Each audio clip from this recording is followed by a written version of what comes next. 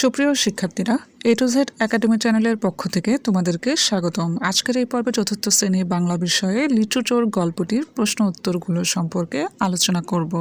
প্রথম প্রশ্নটি হচ্ছে, লিচু গাছটি কোথায়?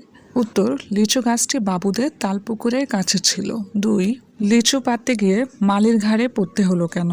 উত্তর, লিচু চোর যখন আসতে গিয়ে লিচু গাছের চোরে একটি ছোট ডাল ধরল, তখন ডালটি মরাত করে ভেঙে গেল, আর ঠিক তখনই গাছের আড়ালে ওত পেতে থাকা মালির ঘাড়ে সে সরাত জোরে গিয়ে পড়ল। 3, লিচু চোরকে কে তাড়া করেছিল? উত্তর, লিচু চোরকে বাগানের মালি এবং তার ভোলা নামের একটি কুকুর তাড়া করেছিল।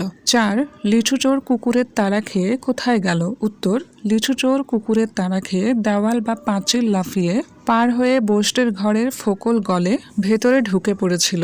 5, লিচু চোর কি প্রতিজ্ঞা করলো? উত্তর, লিচু চোর কান মলে প্রতিজ্ঞা করলো যে সে আর কখনো চুরি করতে যাবে না। যদি সে আবার চুরি করতে যায় তবে তার নাম যেন মিছে বা মিথ্যা হয়ে যায়। এরপর 5 নম্বরে বলেছে খালি জায়গায় শব্দ বসাও।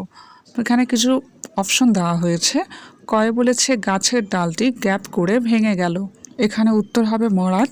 সে উপর থেকে গ্যাপ করে পুকুরে পিছলে পড়লো, এখানে উত্তর হবে সরাত। এরপর গয়ে বলেছে গ্যাপ করে পানি ফুটছে, উত্তর টকবক করে পানি ফুটছে।